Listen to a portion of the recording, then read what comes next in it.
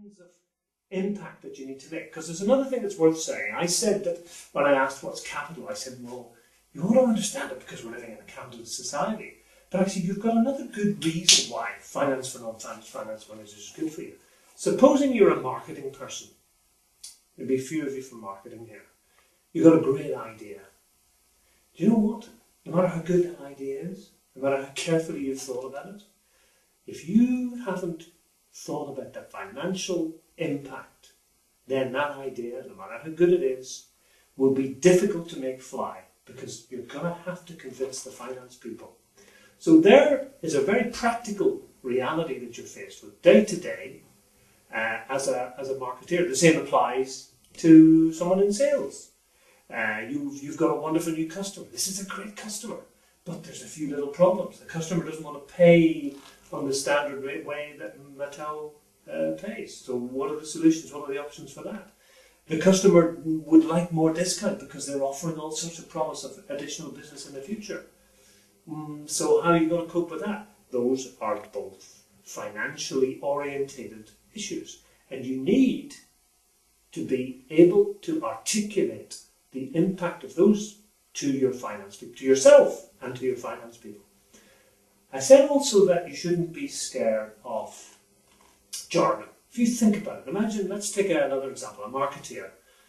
I'm a marketeer, and you know what I'm going to do? I'm going to strategically segment the market so that I can optimize a particular section of the market. What the hell does that mean? That's jargon talk in marketing speak. Nobody outside marketing would be expected really to deeply understand that. So there's another example of the fact that, in fact, although finance seems to be filled with jargon, there is other language used in other parts of the business. Salespeople, where's your jargon in sales? Where are your skills that make you different from finance people in sales? Well, actually, they're less jargon orientated and they're more possibly people skills orientated. So one big skill that the salespeople in the room want to have is their ability to ask a really good question. Now, that's much more subtle, but it's real, and it can be learned. And in the same way, you guys can learn what finance is all about and how it works. So how are we going to do that? Well, here's how we're going to do it. Rough idea. I'm going to take about 15 minutes to do this introduction. And then you guys are going to introduce yourselves to one another in your teams, using a little format that we'll talk about that's a bit of fun, that's quite challenging in some ways, and then we will, as a big group, we will share what we've already learned. That'll take about half an hour. That's important because we're going to spend quite a lot of time in our teams, sometimes in competitive situations and sometimes not.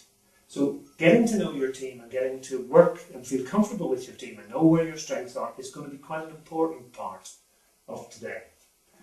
Then what we're going to do is I want to talk about capital. I want to just make sure we're all clear about what is capital, why is it important, how does it fit into the company structure, how is a company different from me, how do I as an employee or a customer or a supplier or whatever, or a shareholder, how do I relate to that company and what makes it different? It's a very important concept that you have to be good at, so spend a bit of time on that. Then what are we going to do? Then we're going to have a break. This is a piece of cake and this is a glass of champagne. I doubt it'll be champagne, but who knows? We're in a toy company and, you know, anything goes, I suspect, I hope so anyway. Then we're going to play a game. And it's a game where we've got some cards and we've got some rules. And basically you will be competing in your teams to maximise the profit based on a sum of money that I give you and some rules that you'll have. Okay? And basically anything goes. And we're going to use that game. We're going to run that for a while. And we're going to use that game then to start to pull out some of the elements of the profit and loss account. What are the bits that go into profit and loss account? And what we do in the game happens in Mattel. So we're going to do a bit of competing. We see what sort of results you've got. Also, we do more competing, and then we'll see what we can pull out of what's relevant to Mattel, what's important for Mattel's P&L.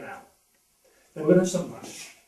Again, we've got a vase with flowers, and we're going to have a sit-down lunch. I don't know, but we'll have some kind of nice lunch. Take about an hour. We'll have about a 15-minute break, morning and afternoon, in about an hour. Then in the afternoon, what I want to do is I want to do a different kind of game. Now, this is a very different kind of animal in one sense. We're going to take an imaginary business that's going to be set up within Mattel by a group of people. Guess what? You guys, you're the project team. And together, we're going to work with that business and make some decisions over a period of, depending, a week, a fortnight, or maybe 3 weeks, depending on how we get on. And what we're going to do is we're going to make some choices about what we do with that business, and we're going to see how those choices impact on the accounts of the business. We're going to see, what does it do to our profit and loss account? And what does it do to our balance sheet? So that you're going to see how the decisions that you've made impact on your company's balance sheet. That makes sense to you?